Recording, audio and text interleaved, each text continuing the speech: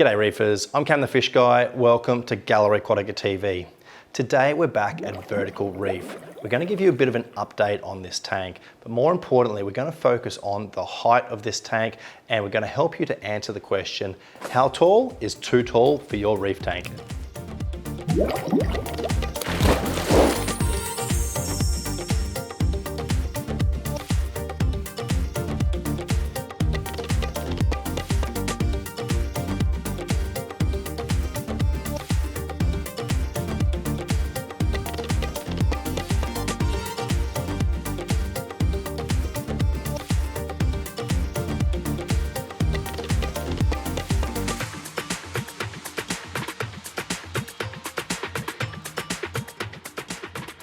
Let's have a quick chat about the dimensions of Vertical Reef. Now, this tank is about 130 centimeters long, it's about 75 centimeters wide, and it's a meter high. So that also means we're talking about 4.5 feet by 2.5 feet by 3.5 feet roughly. So it is a very tall tank in relation to the length and the width. Now this presents different challenges when it comes to the installation, the equipment, the maintenance and the cost.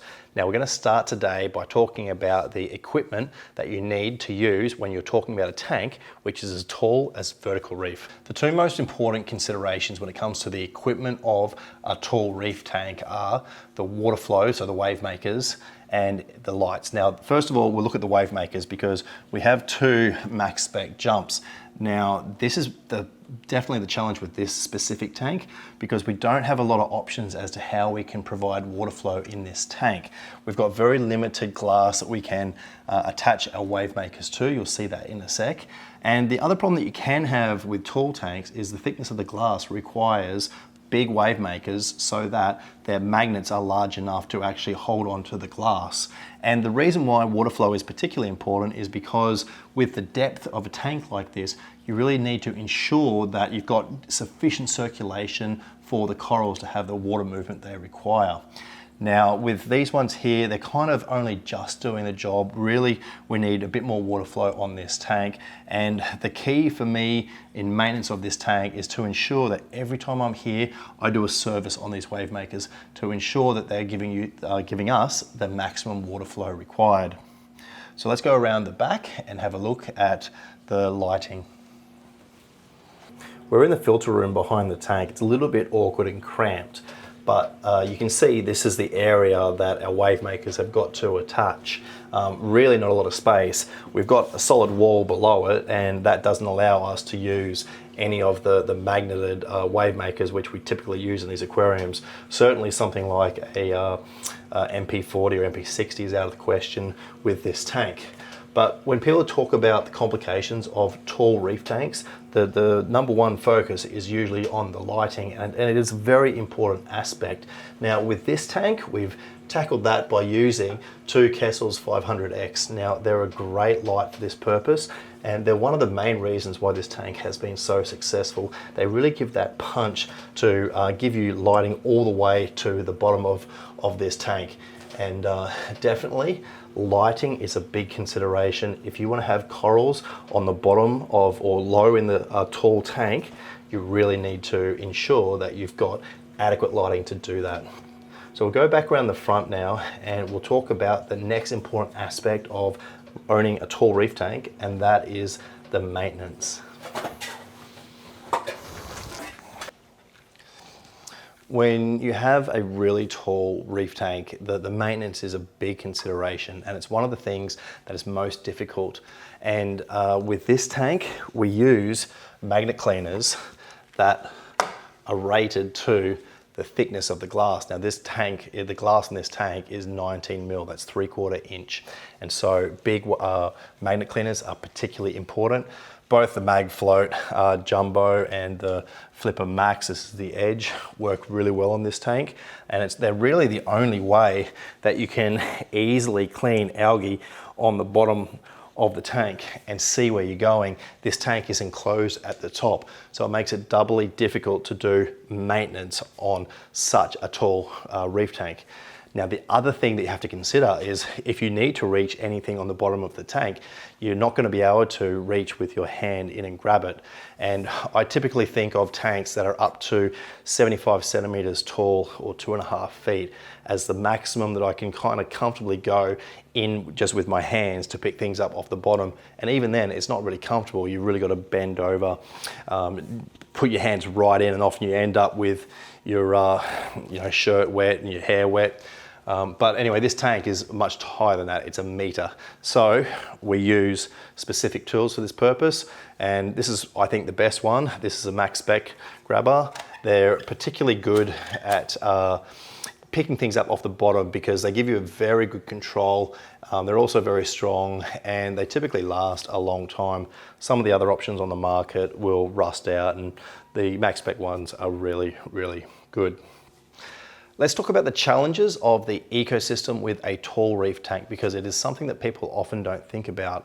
The problem with having a tall reef tank is you want to have an ecosystem which is balanced with the dimensions. So you really want to have a tall ecosystem, and that can be difficult to create. Having a rock structure which is high enough that you can have corals which are at the top of the tank, as well as the type of fish that swim up and around in the water column. Now with this tank, we've specifically gone for a number of fish that do like to swim in the water column. We've got anthias, we've got Bangor cardinals, a few tangs, there's cleaner wrasse, other wrasse as well. And whilst they're a little bit freaked out because we've been in the tank, when the fish are comfortable in this tank, they're all out and about. And that gives a really beautiful balance to the tank. But the rock structure and the scape is probably the hardest part, ensuring that it is high and stable with lots of caves, especially with the restricted access with tanks like this. But definitely you need to consider the type of structure, ecosystem, fish and corals that you're going to have in a tank when it is the height and dimensions of vertical reef. Most people that keep reef tanks will tell you that reefing is not a cheap hobby. Now that is particularly true when you're talking about big reef tanks, and in particular tall reef tanks.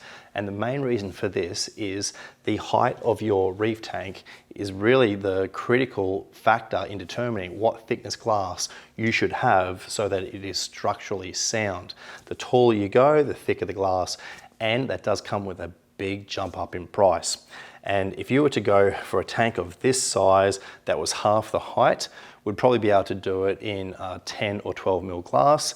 If we went up 3/4, it might be 15, but at this height, it needs this 19 mil or 3/4 inch thick glass, which is particularly expensive. You do also have more expenses when it comes to the equipment.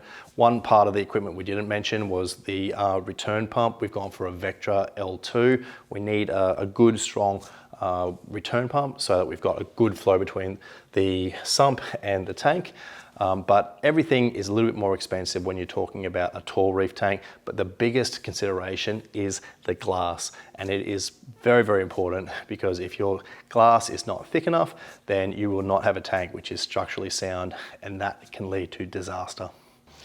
One last consideration when it comes to a tall reef tank is how you glue the corals into position.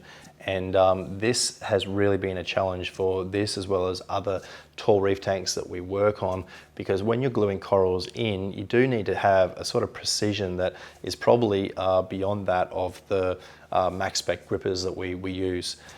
So what I'll often do with a tank like this is either get in it entirely, so basically standing on the sand, or I'll actually lean forwards where my whole upper torso is in the tank.